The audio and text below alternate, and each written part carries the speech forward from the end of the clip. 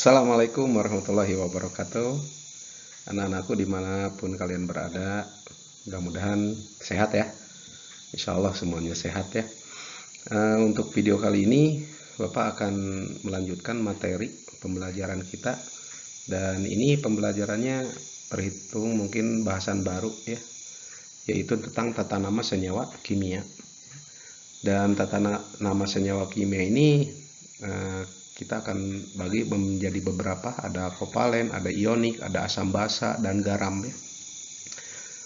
Tapi sebelum kita lanjutkan pembelajaran, seperti biasa kita berdoa dulu ya. Mudah-mudahan dengan doa yang kita panjatkan, kita bisa diberi kelancaran dalam belajar kita. Biasa ada kejernihan pikiran kita dan ada keikhlasan hati kita ya untuk belajar.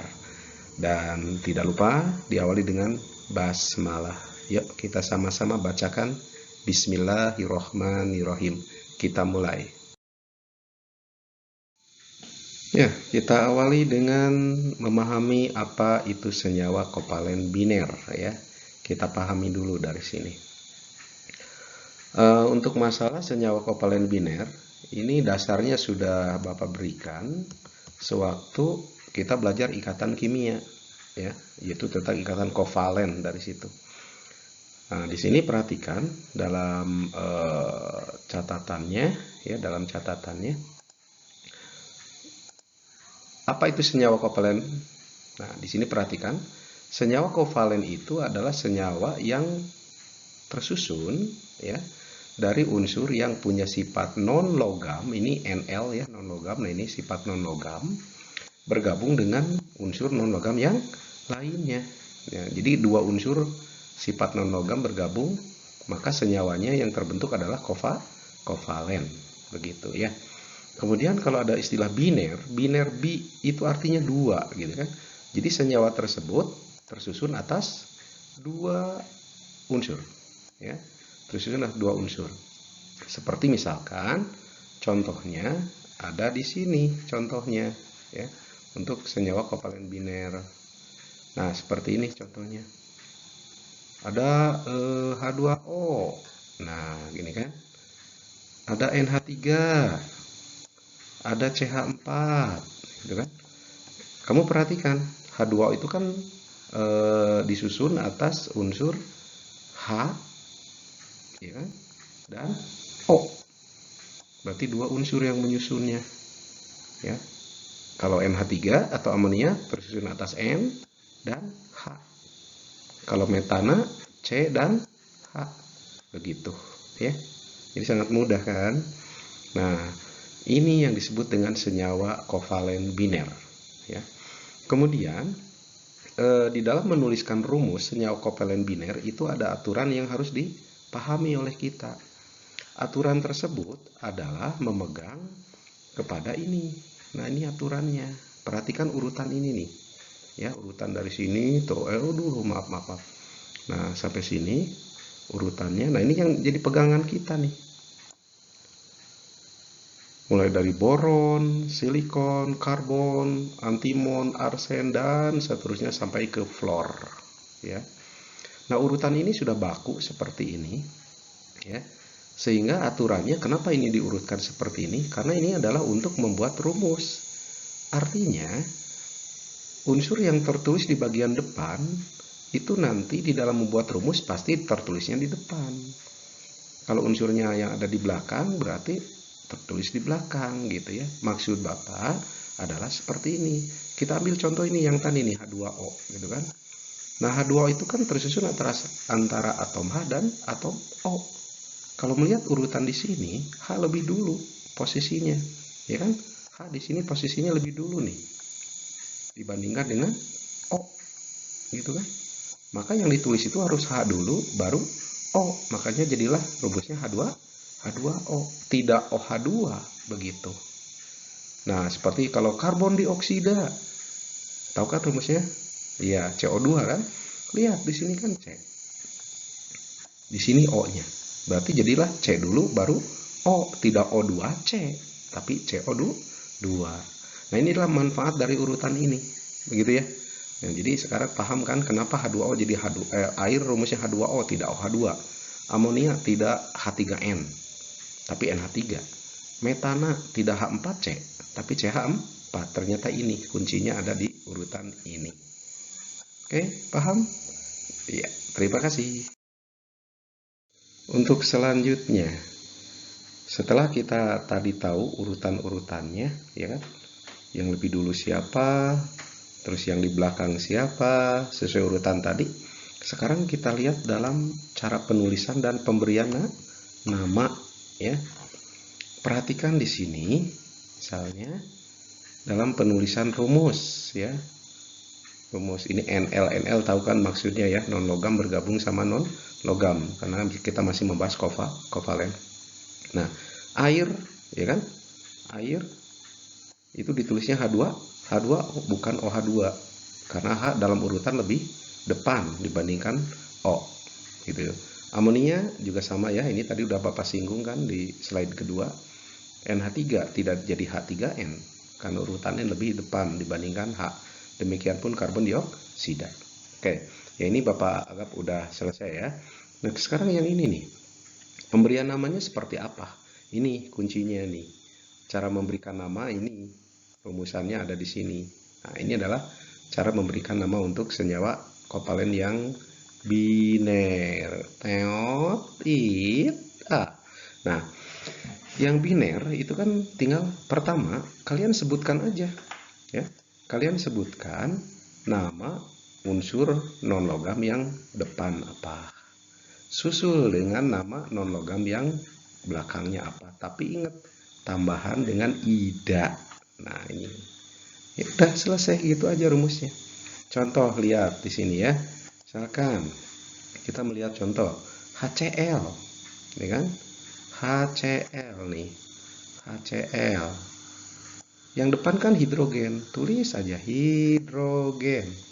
Yang belakang Cl kan itu klor. Klorin, ya, asalnya klorin ditambah dengan ida, maka bergabung jadi klorida. Ya, awas jangan salah nyebut jadi kolor ida, salah itu. Ya, jangan kolor ida. Ida mah nggak pernah pakai kolor ya. Maaf. Terus H2S. H2S. Nah, ini H2S itu kan yang depan H berarti hidrogen lagi. S-nya sulfida, dari sulfur ditambah ida melebur jadi namanya sulfida. HF, ya kan? Hidrogen fluorida, fluor tambah ida jadi fluorida, begitu, ya kan? Nah, ini ada beberapa unsur yang kalau bergabung perubahan namanya itu sangat terlihat sekali ya, seperti sulfida, sulfur ditambah ida jadi sulfida, tidak sulfurida, bukan begitu, ya. Kemudian fluor, kalau fluor mudah ya, fluor tambah ida fluorida, klor tambah ida klorida. Ataupun nanti ada yang O belakangnya, berarti emang I-nya diem kok. Nah, kalau oksigen ditambah ida kan berarti jadi oksida, gitu ya. Nah, nanti akan kamu temui di latihan soal yang sudah Bapak berikan ya. Itu dicoba, harus mau mencoba, kalau tidak nggak mungkin kalian berhasil. Oke, ya, yang ini paham kan? Clear, yang ini, ya kan? Lanjut, ya. Sekarang slide berikutnya nih, pahami. Di slide ini, ya, yang akan Bapak berikan adalah tentang jika ada pasangan unsur yang bersenyawa dan dapat membentuk lebih dari satu jenis senyawa, ya. Maksudnya di sini contoh gini ya. Ini contoh aja dulu. Misalkan C bergabung sama O. Itu kan ada dua kemungkinan yang bisa terjadi.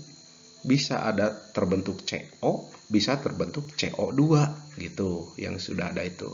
Nah, maka di dalam penamaannya kan ini kedua unsur ini membentuk satu jenis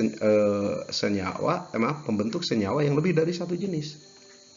Maka untuk membedakannya, kita di sini harus menggunakan aturan yang memakai indeks, ya. Menggunakan indeks. Nah, seperti ini, indeks ini yang pernahlah Bapak berikan ya, indeks ini minimal dari 1 sampai 10 nih harus dihafal. Kalau satu mono, gitu kan.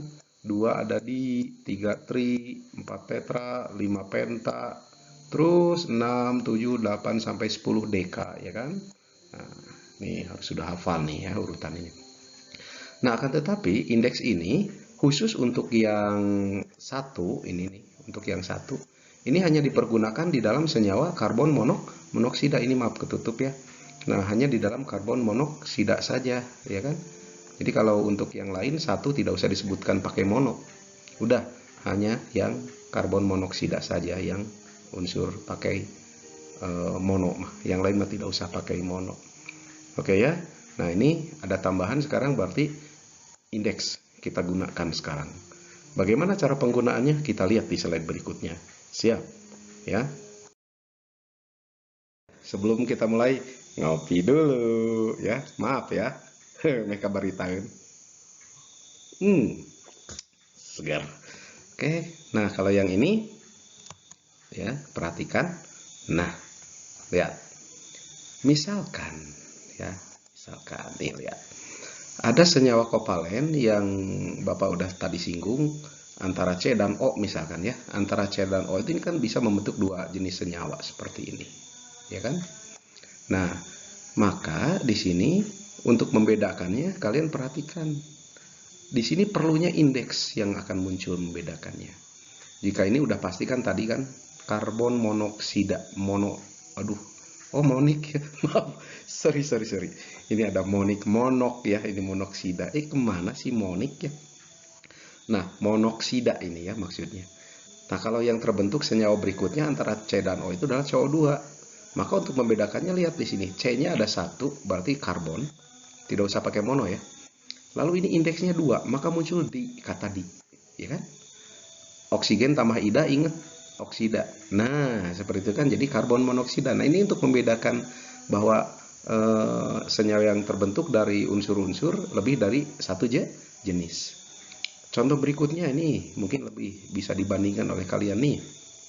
Antara N dengan O. Lihat, antara N dengan O itu senyawa yang bisa terbentuk sekitar, itu kan lumayan banyak ya kan.